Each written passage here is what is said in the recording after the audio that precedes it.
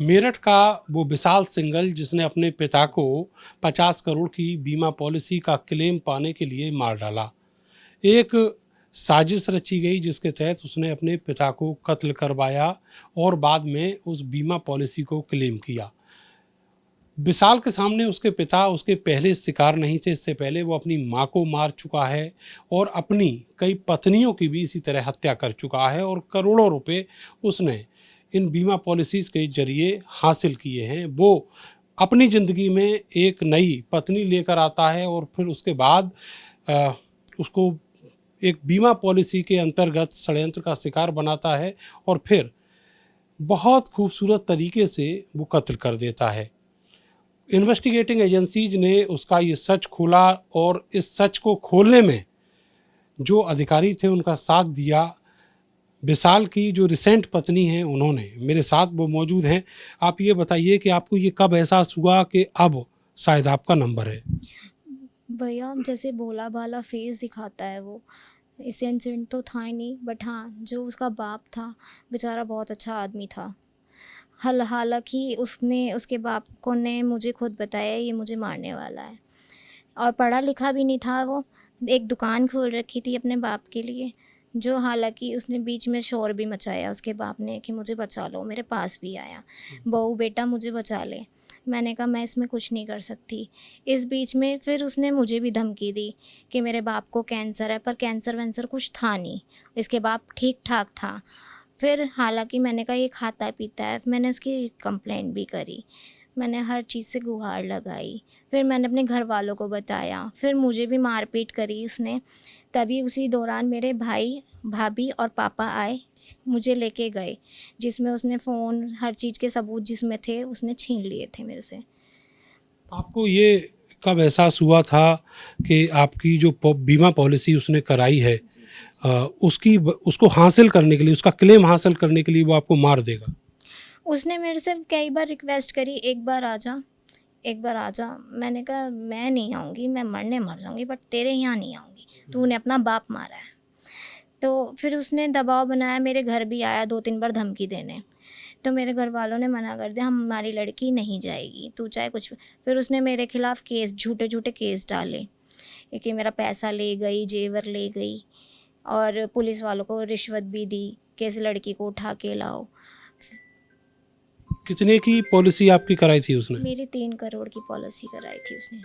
और किसी को उसने इसी तरीके से मारा था, उसके बारे में कुछ जानकारी आपको?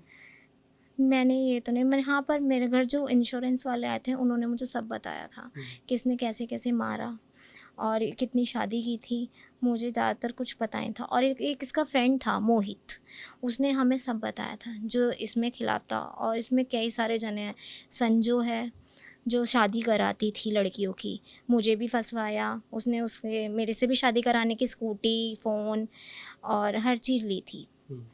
तो इस दौरान मैंने उसको, जो जिसने मेरी शादी कराई थी, मैंने उसको भी बोला था कि आप मेरी हेल्प करो, मेरा पीछा छुड़वाओ। बल्कि उसने उससे जो स्कूटी का फ़ोन लिया और उन्होंने कहा ये तो तेरे से डर रहे हैं और तू इसे कैसे भी लड़की को ले आ। अच्छा, आपकी जो शादी हुई उससे पहले वो कितनी और शादियां कर चुका था? देखो मेरे जो सुना है, मैंने 13-14 शादी की थी, और मुझे पता नहीं, पर हाँ 13-14 करी थी, बाकी का मुझे पता नहीं। उन लड़कियों में से किसी से आपकी मुलाकात?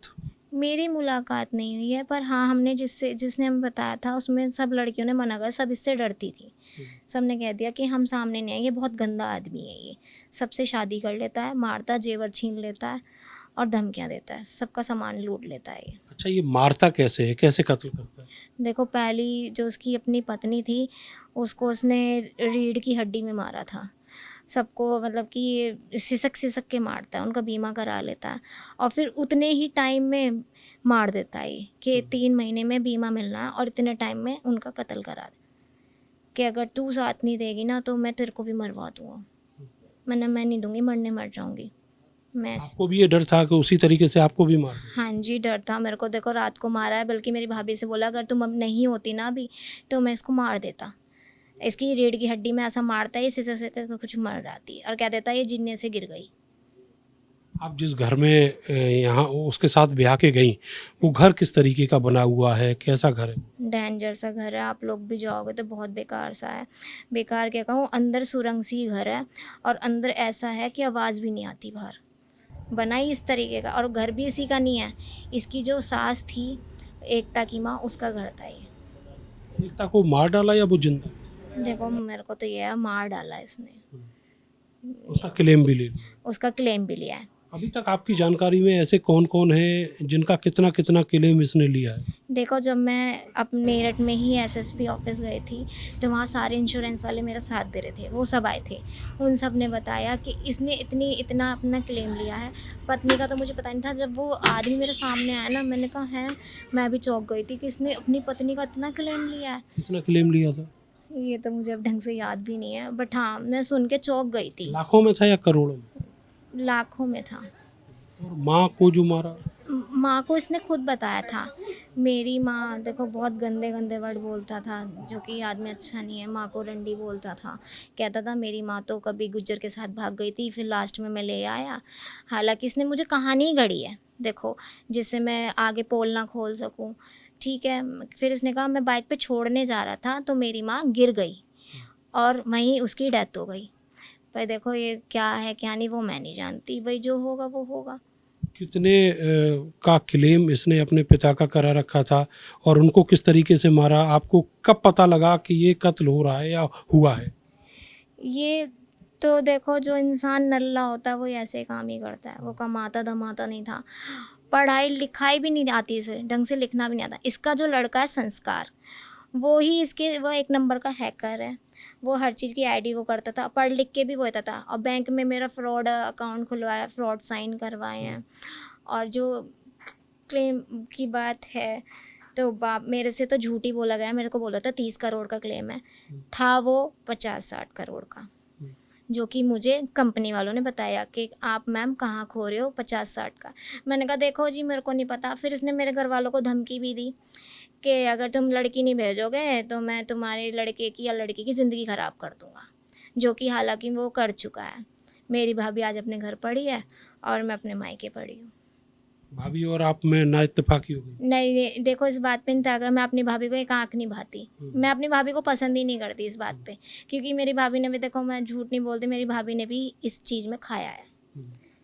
जहाँ मैंने बोला भाभी, मेरी भाभी उसका साथ देती है और मेरी तिल तिल बात बताती थी उसे मेरे घर की।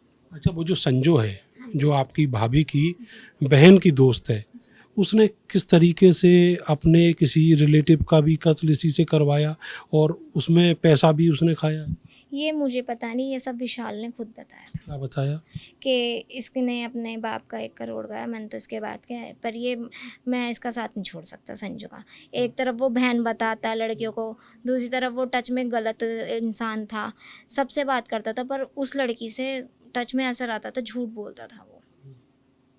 तो उसने अपने क्या पिता का क्लेम लिया है? बिल्कुल लिया होगा। देखो जब वो बता रहा है, फिर वो लड़की पीछा नहीं छोड़ती थी, और लड़की भी बहुत हराम है वो, देखोगे तो। और देखो जितनी भी लड़कियों की शादी करी है ना विशाल ने, वो सब इसी लड़की ने कराई है।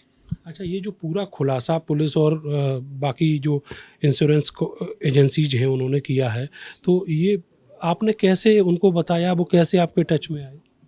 टच में मैं नहीं आई, उन्होंने मुझे ढूंढा। मेरी इंस्टा आईडी पे पहुँचे पहले वो, फिर एक निशांत नाम का लड़का था जिसने मुझे कॉल किया और मैसेज करे कि आप ऐसे ऐसे इसका जेवर लेके आई हो है। मैंने कहा मैंने तो कोई जेवर नहीं, आप कौन बोल रहे हो?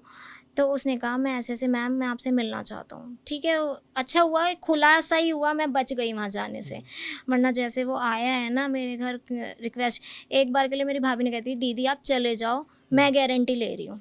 मैंने कहा भाभी आपको कुछ नहीं पता। फिर भी मेरी भाभी मेरे भाई को बहुत प्रेशर डाला, भेज दो भेज दो। फिर मेरे भाई ने कहा बहन तू चली जा, हम लिखित में कराते हैं। मैंने कहा भाई तू हाजिर। फिर मेरे भाई ने कहा भाई मेरी बहन जैसे कहेगी हम वैसे करेंगे। फिर उसने धमकी देनी शुरू कर दी हमें कि आपको अभी भी अपनी जान का खतरा है? हाँ जी बिल्कुल, मुझे अपनी जान का खतरा है। मुझे तो ये है, अगर ये छूट गया और कल को इसने मेरे को, मेरी फैमिली को मरवा दिया तो मेरा क्या हुआ? मेरी तो छोटी सी बच्ची, उसके तो पीछे हाथ धो के पड़ा हुआ है। 4 साल की बेटी है मेरी, उसके पीछे तो ऐसे पड़ा हुआ है कि बस मेरे लड़के के लिए छोड़ दे।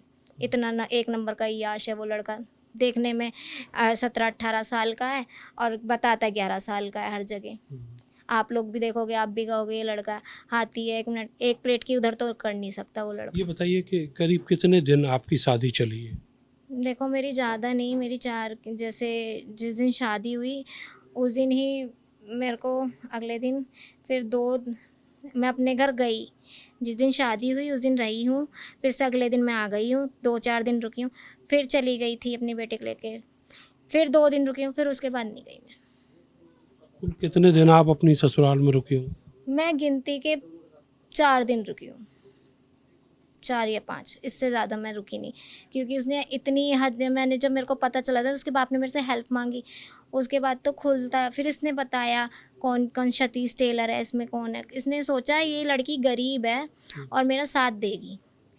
हालांकि उसने बेइज्जती करके हमसे बहुत कुछ लिया, मेरे माँ बापों ने कर्जा करके चीज़ भी दिलवाई कि चल भाई हमारी बेटी खुश रहनी चाहिए। कार भी दी? हाँ जी, हमें डाउन पेमेंट ली थी हमसे। भाई मैं ये नहीं कहती इतनी महंगी, भाई इतनी तो हमारी वो भी नहीं है, पर हाँ डाउन पेमेंट हमसे ली थी। मेरे बाप ने कर्जा करके रिक्वेस्ट करके ला के दी कि ठीक है। मेरा भाई गया था साथ दिलाने, हाँ जहाँ तक कि ये फ्रॉड साइन करके अपने बाप के वहाँ से हर चीज़ निकलवाता है, पर ना ये खुद जाता है, पर यहाँ पे ये फंस गया था क्योंकि मेरा भाई गया था और ये खुद गया था, वरना इसने मना कर दी थी कि कोई नहीं जाएगा। मेरा भाई कह रहा डाउन पेमेंट हम दे रहे तो आप चलते, तो इसने कहा ठीक है। हर चीज़ पे इसने इल्ज़ाम लगाया। अच्छा, एक और सवाल मेरा ये है कि ये बेसिकली काम क्या करता था?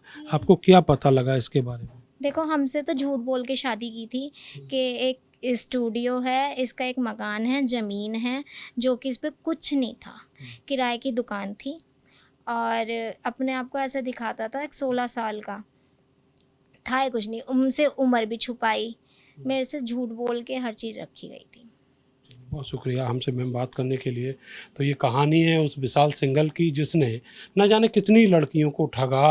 अब वो सारी लड़कियां जो उसके कांटेक्ट में थीं वो आज जिंदा भी हैं या नहीं हैं, इसके बारे में भी अभी कुछ पता नहीं चला है, लेकिन पुलिस का इन्वेस्टिगेशन अभी भी जारी है। जिस तरीके से अभी तक कई खुलासे हुए, कई मर्डर के खुलासे हुए, और ये भी खुलासा हुआ कि किस तरीके से 64 बीमा कराए गए और उनका प्रीमियम उनका जो क्लेम है वो हासिल करने के लिए किस तरह षड्यंत्र रचे गए। तो अभी जो इन्वेस्टिगेशन है वो जारी है और आने वाले दिनों में और भी कई सारे खुलासे होने हैं। कैमरा सहयोगी सानू के साथ मैं नरेंद्र, भारत समाचार, मेरठ।